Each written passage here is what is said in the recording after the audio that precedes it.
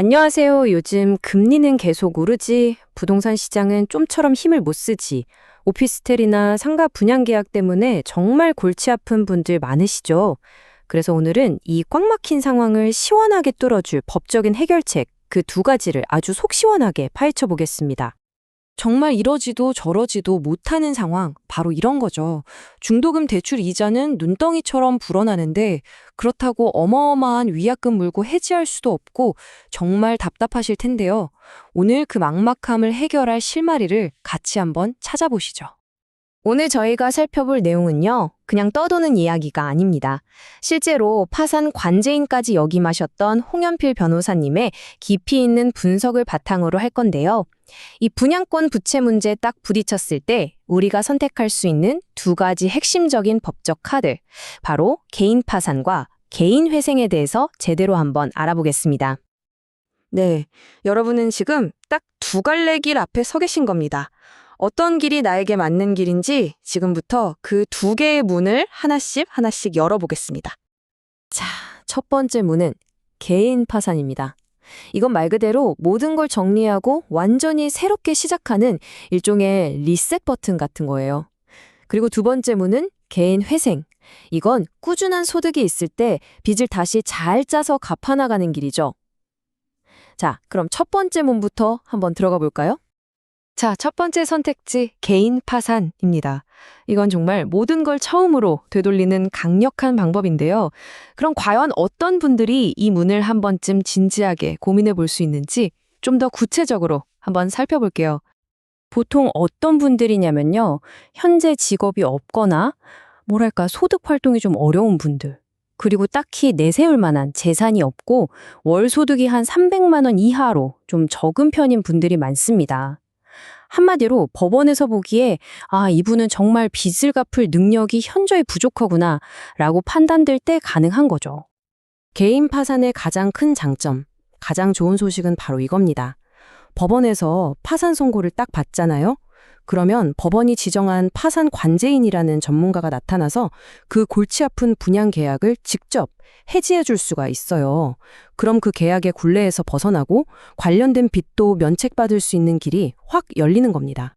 그런데요, 여기서 잠깐 정말 조심해야 할 게 있습니다. 이 과정을 어설프게 진행했다가는 빚을 해결하려다 오히려 생각지도 못한 세금 폭탄을 정통으로 맞을 수가 있거든요. 바로 이겁니다. 이게 핵심이에요. 혹시 임대사업자로 등록해서 건물에 대한 부가가치세? 그거 환급 받으셨나요? 만약 그렇다면 파산 선고 후에 그 환급받았던 돈이 이게 그냥 빚이 아니라 파산으로도 절대 사라지지 않는 새로운 세금 빚으로 부활할 수가 있습니다.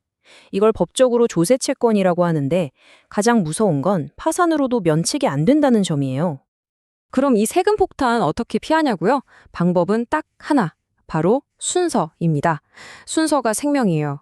첫째, 무조건 파산 신청 전에 세무서에 가서 임대사업자 폐업 신고부터 하세요. 둘째, 그리고 기다리는 겁니다. 환급받았던 부가세를 다시 내라는 세금 고지서가 날아올 때까지요. 그리고 마지막 셋째, 이 고지서를 손에 쥔 다음에야 비로소 법원에 파산 신청을 하는 겁니다. 이 순서를 칼같이 지켜야만 부가세비까지 쌍따 파산 절차에 포함시켜서 안전하게 정리할 수 있습니다. 자, 그럼 개인 파산이 좀 어려운 분들을 위한 두 번째 문으로 넘어가 보죠. 바로 개인 회생입니다. 이건 꾸준한 소득이나 자산이 있는 분들이 한번 고려해 볼 만한 방법입니다. 자, 개인 회생 전략의 모든 것이 이 슬라이드 한 장에 담겨 있습니다. 이게 정말 재밌는 지점인데요. 보통 우리는 내 재산 가치가 이만큼 높다 이렇게 주장을 하잖아요. 근데 회생 절차에서는 완전히 180도 반대입니다. 내가 가진 이 분양권, 이거 지금 시장에 내놓으면 사실상 가치가 빵원에 가깝습니다. 판사님, 이렇게 법원을 설득해야 돼요.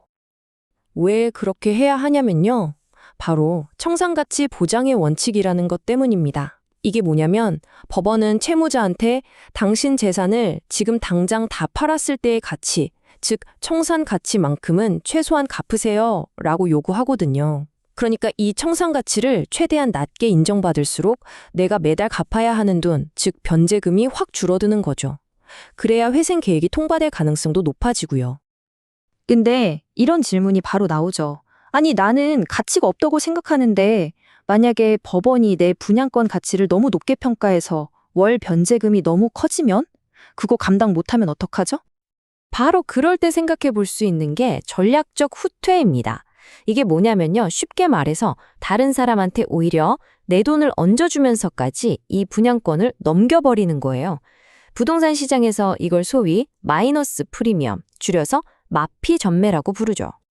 이 표를 보시면 이해가 확 되실 겁니다.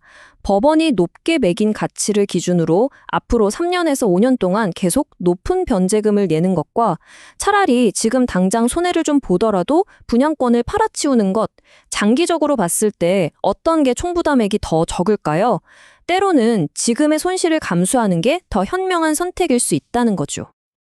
자, 그럼 지금까지 살펴본 이 두 가지 길의 핵심 전략, 마지막으로 한눈에 딱 들어오게 정리해 드릴게요. 다른 건 다 잊어도 이 슬라이드 하나만 기억하시면 정말 큰 도움이 될 겁니다. 정리해 볼까요? 개인 파산은 소득과 자산이 적은 분들에게 적합하고 가장 큰 지뢰는 뭐다? 부가세 폭탄이다. 그래서 핵심 전략은 세금 고지서를 받은 후에 신청하는 타이밍이고요. 반면에 개인 회생은 꾸준한 소득이 있는 분들을 위한 길이고 분양권 가치가 너무 높게 평가되는 게 가장 큰 위험입니다. 그래서 핵심 전략은 뭐다? 청산 가치가 0원임을 증명하는 것이다. 어때요? 간단하죠? 물론 오늘 저희가 드린 말씀은요, 여러분의 이해를 돕기 위한 일종의 가이드이지 이게 법률 자문은 절대 아닙니다. 왜냐하면 정말 사람마다 처한 상황이 다 다르기 때문이죠. 그래서 가장 중요한 결론은 바로 이겁니다.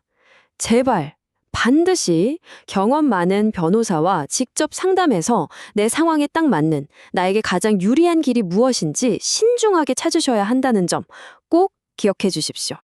오늘 우리는 이미 벌어진 문제를 어떻게 수습할 것인가에 대해 이야기했습니다.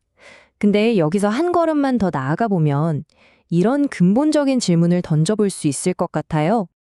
애초에 이런 수익형 부동산에 투자하기 전에 오늘 이야기한 금리 변동이나 공실 같은 이런 재정적인 위험들을 미리 예측하고 대비하려면 우리 투자자들은 과연 어떤 점들을 더 날카롭게 따져보고 준비할 수 있었을까요?